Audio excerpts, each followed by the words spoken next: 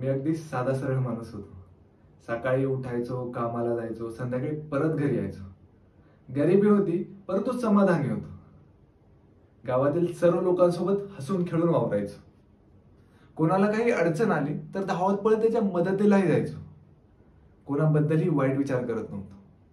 वाटायचं की लोकांबद्दल जर चांगला विचार केला कधीतरी आपलंही चांगलं होईल. परंतु ज्यावेळेस माझ्यावर अडचण आली त्यावेळेस माझ्या मदतीला कोणीही नाही आलं. मदत तर सोडा, माझ्यावर चोरीचा आरोप करून मला फसवण्याचा प्रयत्न देखील करण्यात आला. संपूर्ण गावभर माझी थट्टा उडवण्यात आली. माझी आई आजारी पडली तेव्हा माझ्याकडे औषध घ्यायला देखील पैसे नव्हते. ज्या लोकांच्या मदतीला धावलो होतो त्यांच्याकडे मदत मागायला गेलो त्यावेळेस त्यांनी देखील दारं बंद केली. घरी गेलो तेव्हा आईने प्रश्न विचारला, तू एवढ्या लोकांसाठी पळत होता, आज तुझ्यासाठी कोण उभा राहील? माझ्याकडे उत्तर नव्हतं. मनात खूप खंत होतं. निराशेने मान खाली घातली. त्या रात्री माझ्या आईने अखेरचा श्वास घेतला.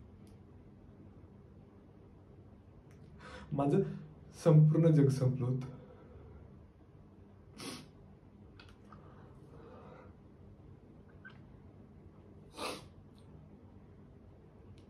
त्या रात्री मी ठरवलं, आता मी रडणार नाही, आता मी रडवणार.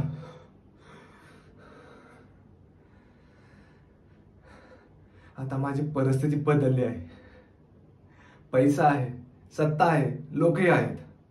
आणि आता ती माणसं ज्यांनी माझी थट्टा उडवली होती ती माझ्या दारासमोर नमस्कार करून उभी आहेत. कारण त्यांना माहिती, जे मी ठरवतो तेच घडतं. लोक म्हणतात मी वाईट माणूस झालोय. हो झालोय, कारण तुम्ही मला तसं बनायला भाग पाडलं.